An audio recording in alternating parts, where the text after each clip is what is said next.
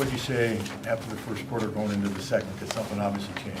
Well, I feel like we let them get going a little bit. We kind of blew some transition coverage. We didn't know who we had, and we let up back-to-back transition buckets. And they didn't shoot very well in the second half especially, but they can be a pretty potent offensive team. I mean, I think it was either last year or the year before, they won the Pac-12 tournament, some hangovers from that.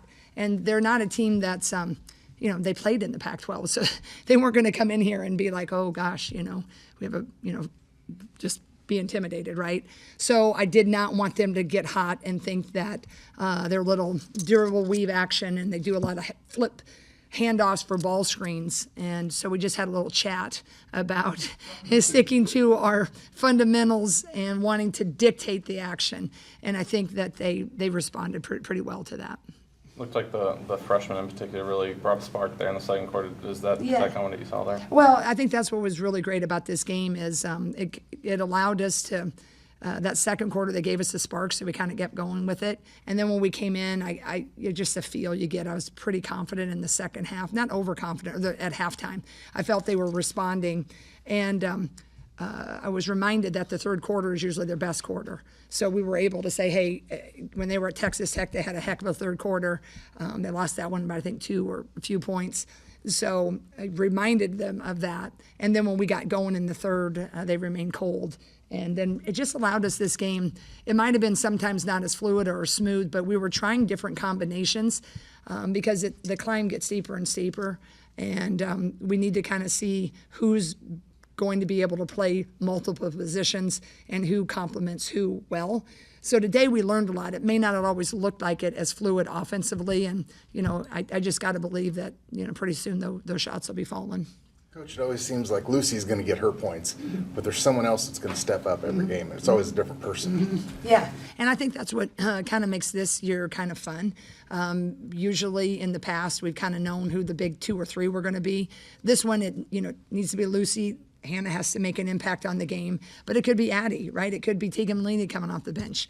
It could be Taylor McCabe. It could be Strimlow, right? And so I think that's, I'd like to think as we keep getting better and better, is those combinations, it'll be a little bit harder for the scout, because when you have to put about 8 to 9 to 10 people on a scout, and you really want your team to know personnel, that's a little bit trickier at times. And so I'm hopeful that we can keep getting more and more people on the opponent's scouts.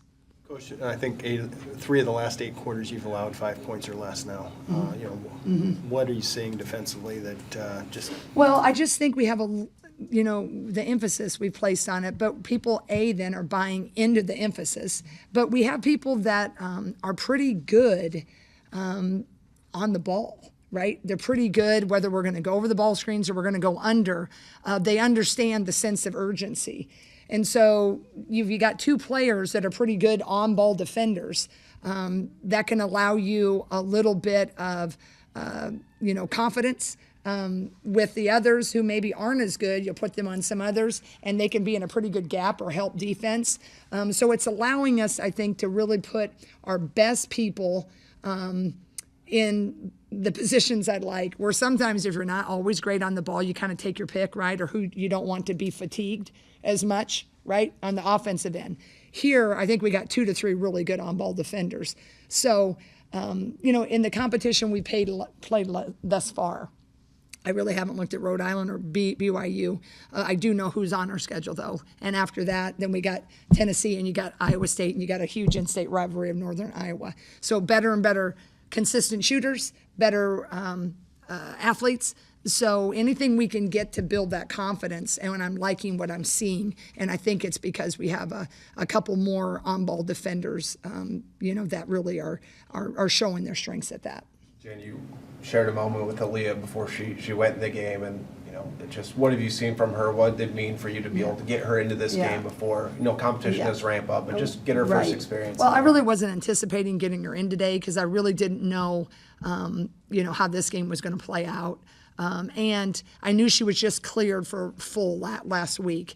And anybody who's had an injury of any kind, that is a long road home. And then when you get your dream school, right, she signed, and then we had that injury just about a year ago.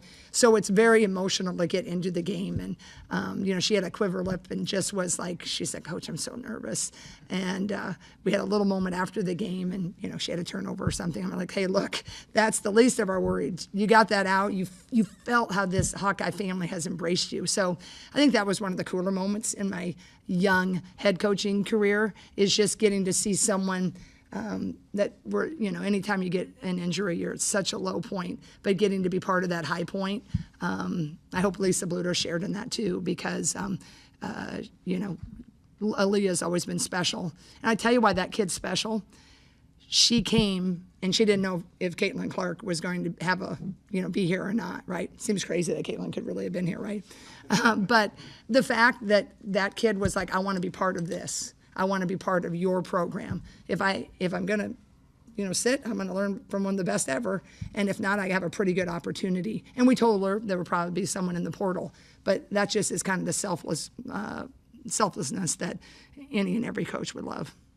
Coach, what does it mean for you to head into the Thanksgiving week with the tournament in Cancun, starting the season 6-0 in your first year as head coach, and with this group in particular? What does that mean to you? Well, number one, the flight will be much more enjoyable tomorrow.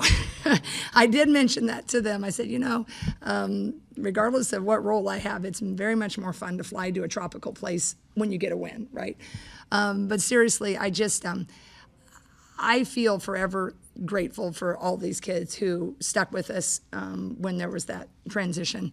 And they're just working their tails off. And I think you see that. And I think you so want them when you just want Callie to go back to that Northern Illinois game, right, and get over the hump of the colder shooting or whatever.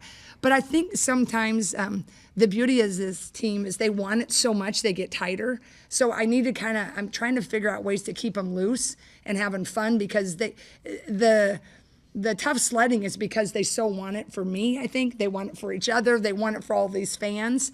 And I think the coolest part is that they have found a different way to win, and that is with their defense. And they are believing in it, and I'm pretty sure I'm going to have to kick people out of the gym here, and that's what's fun about it. Because they can still be like, oh, man, Coach, sorry, I didn't hit those much. And I'm like, hey, you know what? We got another win. Now we're going to keep improving, and, we got everybody in the game, right? So I'm very proud of them for that, and I love them. They're just a really great group.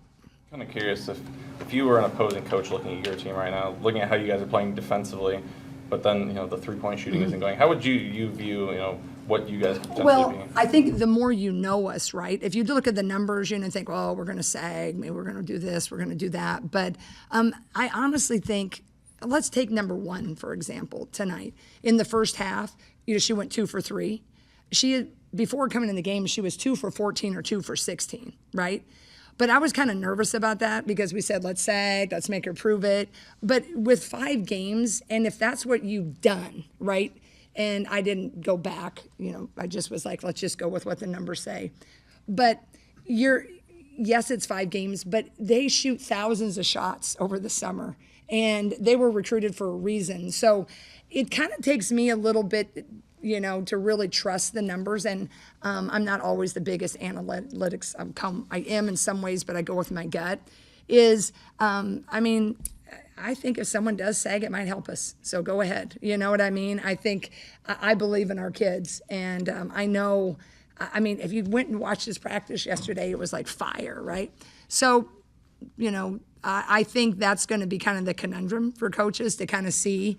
But if they want to, try something like that and, packing it in, I just think, you brought up the question. It's someone new at a different night that does kind of what we need to do to break it open. I think I'd, probably just say prove it for a while. But since I know my team, I'm not concerned. I'm disappointed for them, but I'm not concerned because I know how hard they work.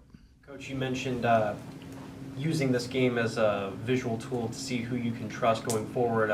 Is there any players that have caught your eye that you're kind of on the fence that you're now trusting them a lot more? I wouldn't say maybe on the fence in the sense I just want to see if their consistency and how they respond to mistakes.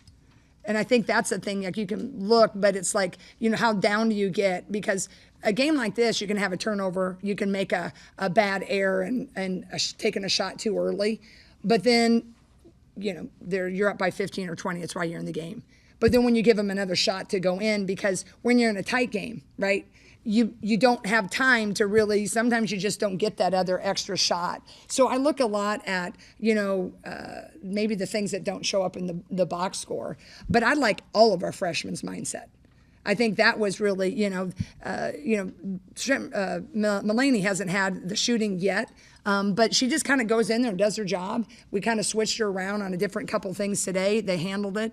But I think Shrimlow, she just is, she makes things happen. And if she makes a mistake, she's still going to make things happen, right? She just kind of auto-corrects and has a high five and blocks the shot and almost saves it.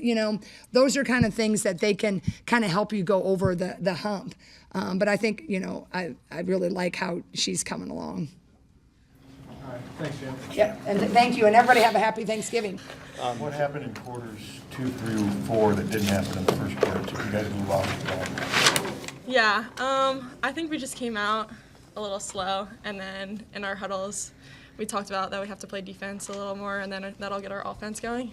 But we also got some energy off the bench that helped us get going too. Yeah, I agree. Just translating our defensive energy to offense, working on transition, and I think we contested their threes a lot better in those second, third quarters. So we obviously held them to a lot fewer points, so I think that was a big difference. Lucy, how much has the defensive success maybe limited some of the urgency on the offensive end, that you can figure it out but still hold people to what you've been holding them to? Yeah, I think it's really helpful that we have been playing pretty good defense because our offense isn't exactly where we want it to be yet. I think we have a lot of potential to keep getting better, but we're still winning, so a lot of that comes from the defensive end. Taylor, you were part of that group that really sparked things there in the second quarter. And it was really the freshman group that kind of got it going. Just talk about what you guys were able to do there in that second quarter to get things rolling. I think just coming in and doing whatever we can. Obviously, you're put in the game for a reason. I think that's the mindset that I've been trying to have, is just to bring energy. Like Lewis and I said, defense is what brings that energy, what sparks it. So I think just trying to make good plays and do the right thing but still have fun and put on a show, get the crowd going really helps. Have you noticed, Taylor, that you're getting a lot of decibels out of the crowd right now? It seems like you're kind of on the road to becoming a fan favorite here. Definitely some fun moments in there, especially today. I think, like I said, when I feel like we're in a little drought and the time is right and the fast break usually is flowing, I think throwing a little cool pass in there definitely helps getting the crowd loud, and which then helps us get hyped up and get stops. Sorry, I didn't mean to clap. Lucy, you scored 2 of the 6 points to start the second quarter and assisted on the third. What was your mindset coming into the second quarter? Ooh, I don't know. I think at halftime we just talked about the second quarter. Shoot, I don't even remember. I don't know. We just skip buckets. Being aggressive, yeah, just trying to come out, get some energy going. I think our defense is better, so it opens up the offense. When the outside shot starts to come for you guys, and it will, what can this team be? Yeah, champs. We'll see. Mm-hmm. Lucy, it seems as though you're very comfortable shooting from mid-range. Is that the case? Is that like your sweet spot on the court? Yeah, for sure. My 3-ball, I shot well last game, but it's back down, fortunately. But yeah, I like the mid-range a lot, and it's hard to guard. A lot of teams don't face it, so it's open a lot of the time. And yeah, today was pretty open, which was nice. So it's for both of you. Aaliyah got a chance to make her Hawkeye debut. You've seen her. She's kind of battled back through rehab. I guess what's that kind of mean for you guys as a team? And Lucy, maybe some spot minutes when you need a breather here and there to run the point? Yeah, we were so excited for her. She's worked so hard to get to this point, and to see her go in the game. Got a free throw, right? Mm-hmm, yeah. 2. Yeah, 2 free throws. Yeah, it's just so nice because she's been in practice here and there, but yeah, she's finally back, and it's super exciting. Coach Jay said in the locker room, like, a lot of us have been injured and we know what that journey is like, but specifically ACL is a really, really long recovery, and she was super consistent with that and worked hard every single day, showed up for herself and for our team, and I think just seeing her go out there and for all that hard work to pay off was really exciting, and just happy for her because she's put a lot into this. Seems like the plan going forward is to put more trust in your class, the freshman class, you, Tegan, and a lot of you guys. There was a point where 4 out of the 5 towards the end was all freshmen. So what was kind of the experience so far this season, and what's kind of going to be expected of you guys going forward? I think we're all ready for that. Obviously, there's some error with just the transition from high school to college, but we have some pretty incredible upperclassmen that are there to answer any questions we need and just whoop up on us in practice and make us step up and be ready for that in the games.